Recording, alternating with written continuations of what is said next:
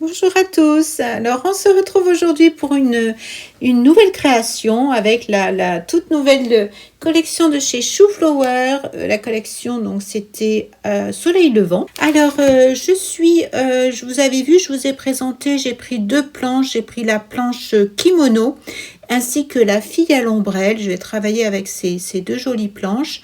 Je vais utiliser le papier Canson Graduate. C'est un papier en 250 mg. Je suis en format A4 et je veux travailler en format plus petit. Donc du coup, je l'ai partagé en deux, je l'ai plié et je l'ai découpé pour avoir quelque chose d'un petit peu plus aux proportions qui me plaisaient. Pour utiliser au mieux je dirais les qualités de ce papier Canson qui est graduate, donc qui a un petit grain un petit peu, il est gradué comme son nom l'indique. Donc j'ai choisi d'utiliser cette fois-ci les aquarelles granuleuses, hein, autant en profiter. Donc je suis avec les Schmincke, je pense qu'on dit comme ça, il y en a qui disent Schmink, peu importe, hein, Schmincke c'est les aquarelles Auradam. Je suis avec le set Forêt et dans ce set là je n'ai pris qu'une seule couleur, j'ai pris le olive forêt et ensuite j'ai pris le petit set Az. Alors dans ce set c'est un trio de super granulation Az ou Nebel, hein, il y a écrit sur mon petit set. Ce sont des petits tubes de 5 ml. J'ai pris que deux couleurs, le rose et le bleu. Alors ensuite, vous avez vu, j'ai utilisé un gros pinceau, il y a écrit Pro Stock dessus. C'est un 40 mm, 4 cm. J'ai bien mouillé mon papier aquarelle. C'est du 100% coton. Donc j'ai insisté, je suis allée d'abord dans le sens horizontal, ensuite vertical. J'ai attendu un petit peu que mon papier, j'ai regardé à la lumière qu'il soit un petit peu brillant et j'ai attendu quelques petites secondes que mon papier imbibe bien l'eau que je venais de mettre. Alors ensuite, j'ai dilué bien sûr les petites couleurs que vous avez vu que j'ai utilisées donc dans l'assiette à côté. Une fois que j'ai testé un petit peu sur un petit papier pour voir si la couleur me plaisait, et une fois que j'ai trouvé la bonne dilution de mes couleurs, je suis partie. Et là, je suis partie avec un pinceau Princeton Aqua Elite et j'ai utilisé un numéro 16. Alors, je vous l'ai présenté dernièrement, celui-ci. C'est un gros pinceau touffu avec une petite pointe fine quand même. Et puis, voilà, j'alterne les couleurs. Je vous laisse regarder et je vous retrouve pour la suite.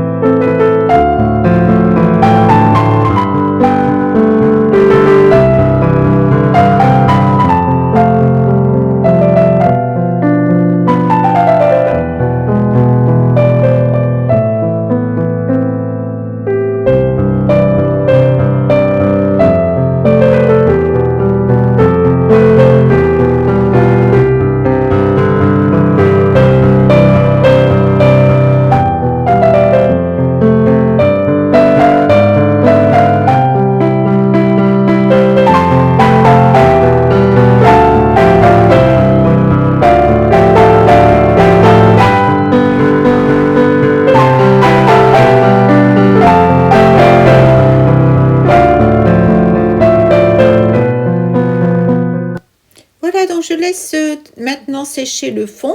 Pendant qu'il sèche, je vais faire le coloriage. Alors, je reviens un petit peu sur le fond de ce que j'ai fait précédemment. Donc, ma page était très mouillée. Alors, j'y suis allée en plusieurs fois, en 3 fois, pour faire les branches de cerisier, pour qu'elles apparaissent. Là, vous voyez les contours parce que j'ai mis du micron, mais après, il va disparaître parce que je vais remettre de la peinture, de l'aquarelle par-dessus, je vais foncer. En fait, j'ai mis du micron, c'était pour avoir un peu plus de définition au niveau de mon tronc. Et puis, je pense qu'il faut attendre. Là, j'y suis allée, vous allez voir à la fin, j'ai fait en 3 fois, en fait. J'ai fait les premières couches que vous m'avez vu mettre. J'ai attendu que ça sèche un petit peu. Une fois que ça a séché, je suis venue définir un petit peu les branches, mais sans une grande définition, juste je dirais le début du départ des branches. Ensuite, il aurait fallu attendre encore un petit peu. J'y suis allée un petit peu tôt. Du coup, j'ai arrêté, j'ai refait sécher, j'ai attendu un peu plus et à la fin revenir quand c'est presque sec. Alors c'est pas facile, hein, c'est pas évident de trouver je vous conseille de vous entraîner pour trouver le bon niveau d'eau du papier pour venir apporter les petits détails. Après, ça dépend bien sûr de l'eau qu'on a apportée en amont. Alors je vous conseille de peut-être pas trop en mettre, quitte à avoir à revenir plutôt dessus. Enfin bon, ça c'est pas évident, hein, toujours le problème de l'eau dans l'aquarelle, ce n'est pas facile. J'apprends donc, mais alors du coup mes petites fleurs, vous allez voir, je vais venir les mettre après, mais je ne pourrai pas passer à l'aquarelle, bien entendu, parce que sinon tout serait à nouveau dilué, ça réveillerait les couleurs, le noir notamment des branches. Donc je vais revenir avec des distress, vous allez le voir par la suite. Alors, je vais vous parler maintenant du coloriage. Je suis avec les Prismacolor. Ce sont des crayons qui sont très sympas, très agréables parce qu'ils se mélangent très rapidement, hein. C'est des crayons à la cire. Je dirais qu'ils sont très faciles à travailler. On travaille quand même un petit peu avec le couche par couche, bien sûr, mais ils se mélangent facilement. Et je dirais que pour faire des dégradés, il y avait un petit moment que je n'avais pas colorié, j'appréhendais un petit peu. Et puis finalement, ça s'est bien passé. J'ai pris plusieurs couleurs. Je suis restée, si vous voulez, pour choisir les couleurs de la fille à l'ombrelle. Cependant, elle va pas rester longtemps à l'ombrelle parce que je vais lui enlever son ombrelle parce que je veux pas cacher le feuillage des cerisiers, enfin le feuillage des fleurs plutôt. Et puis, j'ai choisi des couleurs qui pouvaient être harmonieuses en fonction des couleurs de l'aquarelle en fait. C'est comme ça que j'ai choisi les couleurs de son kimono. Voilà, donc c'est tout simplement du couche par couche. J'ai 3 couleurs à chaque fois. Donc j'alterne une par une à chaque fois les couleurs jusqu'à ce que ça forme, que les couleurs en fait se lient entre elles. Et pour blender, j'ai utilisé, je croyais avoir utilisé, vous voyez, sur mon bureau ça a apparu, je croyais avoir utilisé le blanc, dans les coffrets vous avez toujours un blanc Prismacolor et un noir également, mais j'ai dû sans me rendre compte, j'ai utilisé le Faber-Castell, un polychromos. Bon, c'est pas très grave. Vous pouvez utiliser, là j'ai repris le blanc, là je suis en train de colorier les cheveux. Alors pour les cheveux, ne vous étonnez pas, on met toujours un petit peu de bleu. N'hésitez pas à regarder des tutoriels sur cheveux bruns, sur cheveux noirs, pardon. On met souvent le bleu pour faire ressortir du bleu, du gris, du blanc, du noir et du marron, du sépia, du brown, en fait pour faire ressortir un petit peu pour qu'il y ait des petites nuances un petit peu lumineuses dans la chevelure. C'est pour ça que j'ai utilisé un petit peu de bleu. On fait ça, hein, ça se fait... c'est pour faire, je pense, ressortir les pigments avec le noir. Et voyez, je blende donc, comme je vous disais, avec le Prismacolor. J'ai un gros pinceau à maquillage parce qu'il y a toujours un petit peu de dépôt, donc je vous déconseille de le faire avec le poignet ou avec votre main parce que vous risquez de salir votre coloriage. Là, je suis passée à la ceinture, donc j'ai pris 3 couleurs, 3 dans les tons rose, rouge.